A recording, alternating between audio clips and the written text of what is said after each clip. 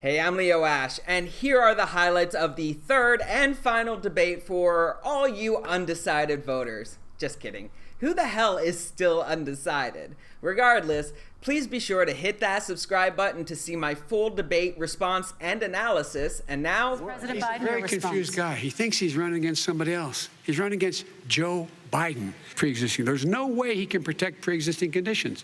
None. Zero. You can't do it in the ether.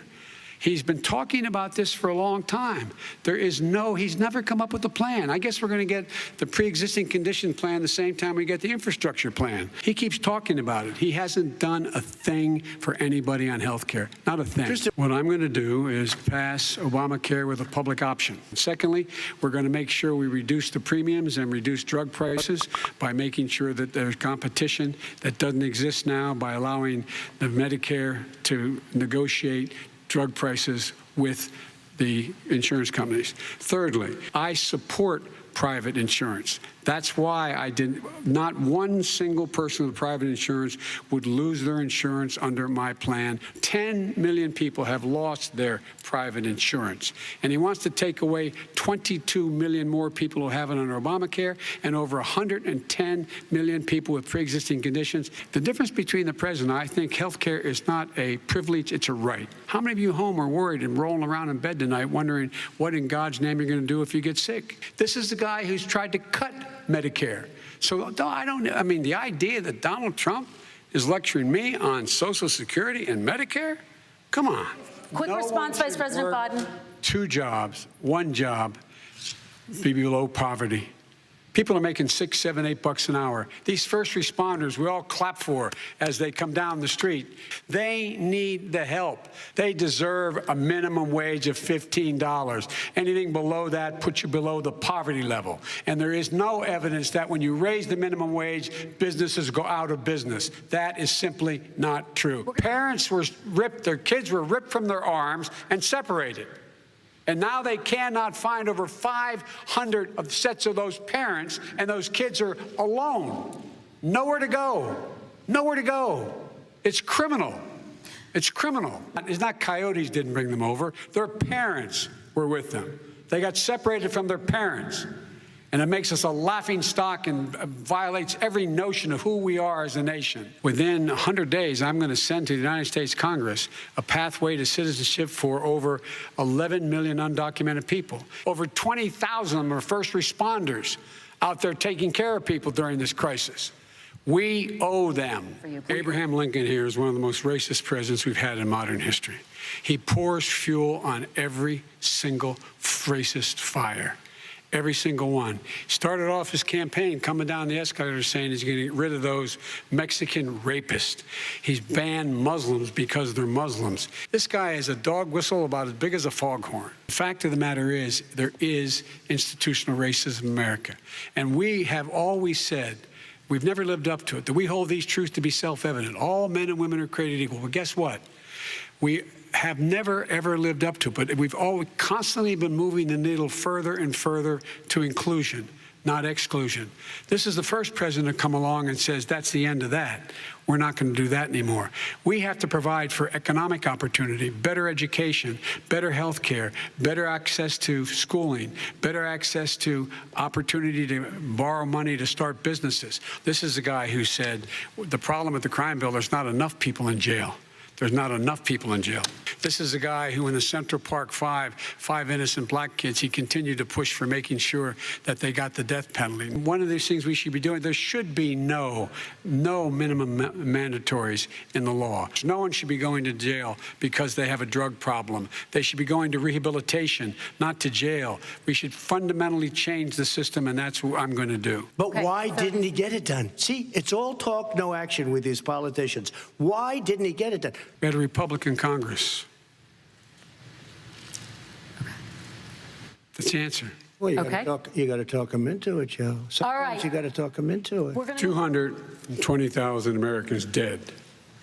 If you hear nothing else I say tonight, hear this.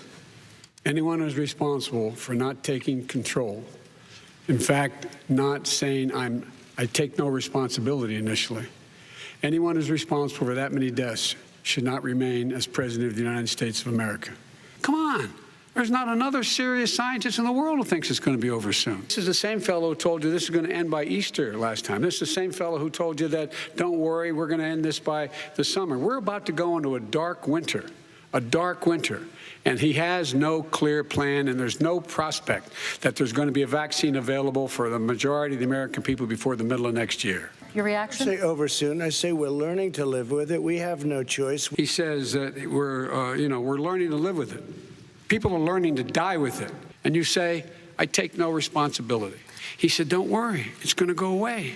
Be gone by Easter. Don't worry, the warm weather. Don't worry, maybe inject bleach. He said he was kidding when he said that, but a lot of people thought it was serious. The New England Medical Journal, one of the most serious journals in the whole world, said for the first time ever that the way this president has responded to this crisis has been absolutely tragic. It's his ineptitude that caused the country to have to shut down in large part. Why businesses have gone under, why schools are closed, why so many people have lost their living, and why they're concerned. I want to open the schools. The transmittal rate to the teachers is very small. All you teachers out there, not that many of you are going to die, so don't worry about it. Come on. President Trump. Look, they passed this act all the way back in the beginning of the summer. This is like it's not new. It's been out there. This HEROES Act has been sitting there. And look at what's happening. The Republican leader in the United States Senate said he can't pass it. He will not be able to pass it. He does not have Republican votes. Why isn't he talking to his Republican friends? And Mitch McConnell said, let him go bankrupt. Let him go bankrupt. Come on. Where I come from in Scranton and Claymont, the people don't live off of the stock market. Just in the last three years during this crisis, the billionaires in this country made, according to the Wall Street, $700 billion more. $700 billion more, because that's his only measure. What happens to the ordinary people out there? I made it clear that any country, no matter who it is, that interferes in American elections will pay a price. They have to play by the rules. And what's he do? He embraces guys like the thugs like in North Korea and the Chinese president and Putin and others, and he pokes his finger in the eye of all of our friends, all of our allies. And to the best of my knowledge, I don't think the president said anything to Putin about it. His buddy, Rudy Giuliani, he's being used as a Russian pawn. Everything that's going on here about Russia is wanting to make sure that I do not get elected the next president of the United States, because they know I know them and they know me.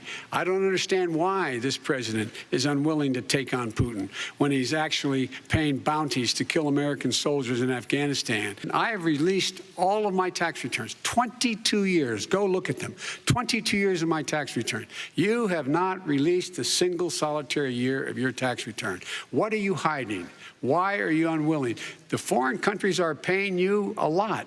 Russia's paying you a lot. China's paying you a lot. And your hotels and all your businesses all around the country, all around the world. And China's building a new road to a new a golf course you have overseas. So what's going on here? Why don't release your tax return or stop talking about corruption? Show us.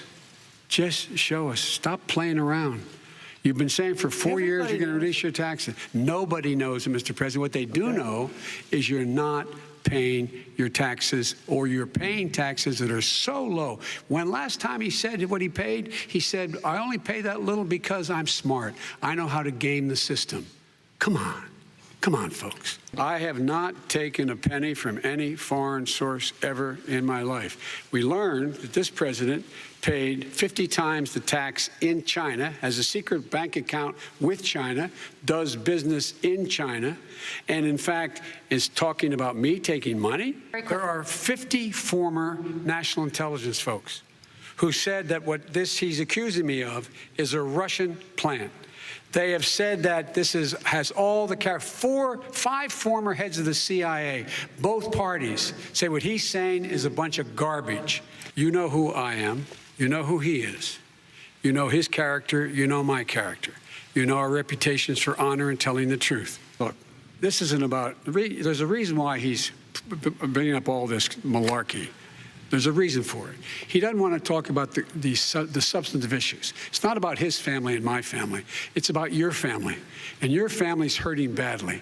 If global warming is an existential threat to humanity. We have a moral obligation to deal with it. And we're told by all the leading scientists in the world we don't have much time. We're going to pass the point of no return within the next 8 to 10 years. I was able to get both all the environmental organizations as well as labor, the people worried about jobs, to support my climate plan.